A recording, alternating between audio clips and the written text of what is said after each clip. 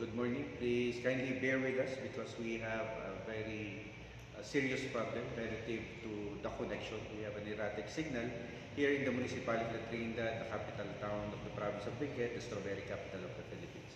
So the research is entitled Evaluation of the Implementation of the Intervention Programs of the Municipal Social Welfare Development Office for victims of violence against women. So this particular study pertains to the evaluation of the input, context, input, product, and process of evaluation pertaining to the different programs, projects, and activities as it is related to violence against women in the municipality of La Trinidad. So this particular study made use of the CIPP model. Was actually developed by Daniel Staffelbein, and this is an evaluation model that requires evaluation of the context pertaining to the goal or the objectives of the particular program, the inputs pertaining to the resources needed in the implementation of a particular program, project, or activity, and the process or the manner in which the program, those particular program, projects, and activities were being implemented by the local government unit, and the product, which means an evaluation of the output of the different programs, projects, and activities pertaining to violence against women and children, or these are the activities pertaining to the prevention or the intervention relative to violence against women and children. So this particular model, the CIPP model, is actually designed to systematically guide both the evaluators and the stakeholders in posing relevant questions and conducting assessment at the beginning, during, and after the conduct of the particular implementation of the given program. So this particular study made use of, made use of about 93 respondents, 53 of which are the implementers.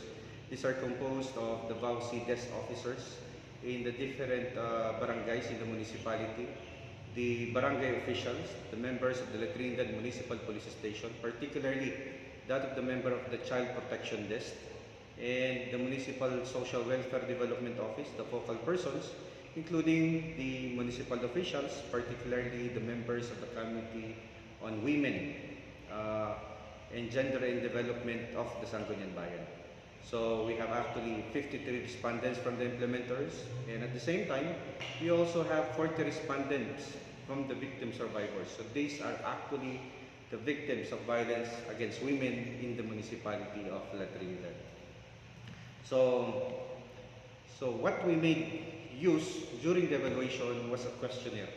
So we conducted several meetings in the construction of the particular questionnaires using the CIPP model, and that particular questionnaire was then distributed to the different stakeholders, both the implementers and that of the victim survivors.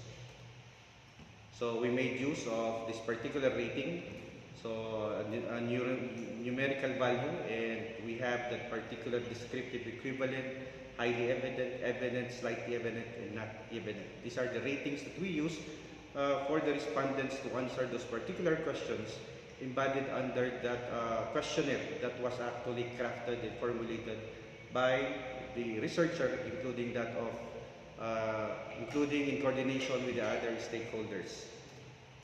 So in conclusion,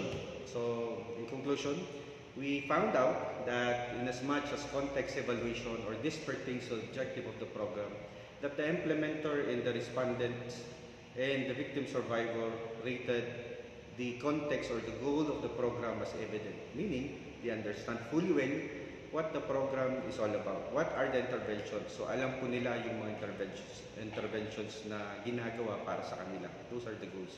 And as much as input evaluation is concerned, the implementers rated that as highly evident, because as implementer, they know that the budgets, the human resource capability, the personnel required to implement this project, they know all those things because they are the one that are implementing those different programs, projects, and activities relating to the prevention and intervention of violence against women. And as much as the victim survivors is concerned, they rated that particular input evaluation, those resources, as slightly evident. Maybe siguro di pa nila alam, or maybe what the local government needs is to provide information education campaign so that these particular victim survivors would fully understand that particular resources that being delivered or given by the local government unit.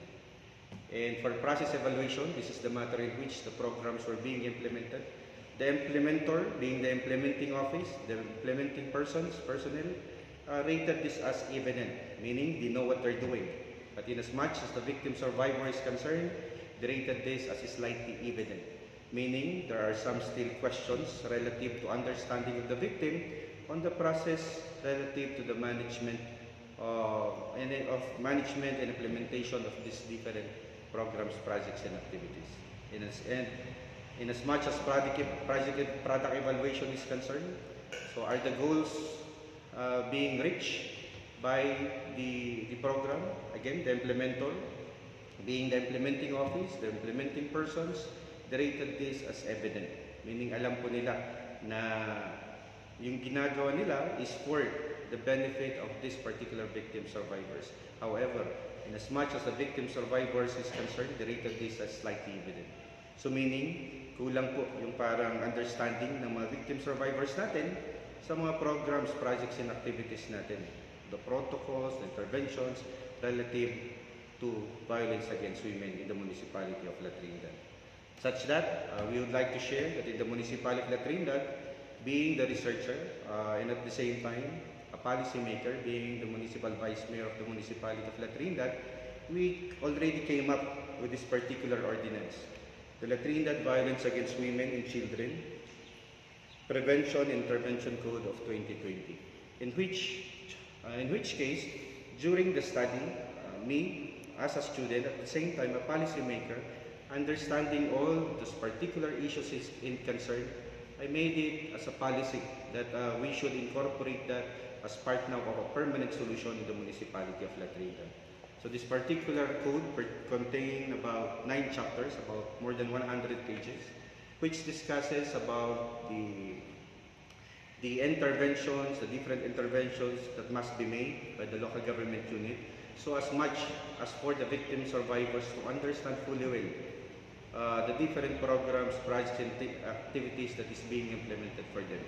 So under this particular code, maybe this would be a first kind in the Philippines.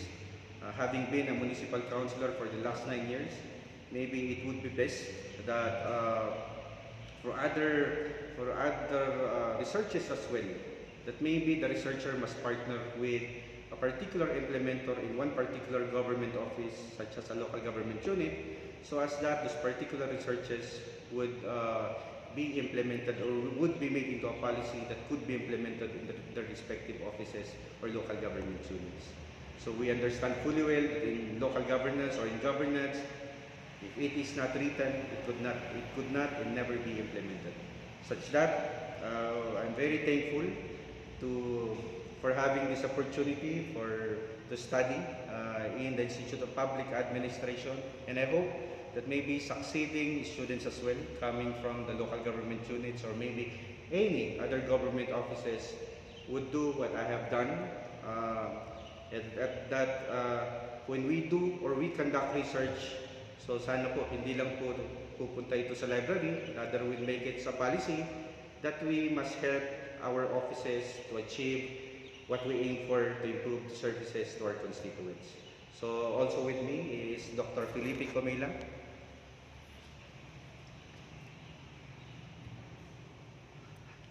Okay, so with that, I hope that we have shared something, and I hope that this particular ordinance that we crafted, that we made, actually we're actually conducting now public consultations. We are now on the second portion of it, and I hope that during the succeeding consultations we could really finalize the different provisions of this particular code, and later on it could be approved by the Sangguniang Bayan. So with that, thank you very much.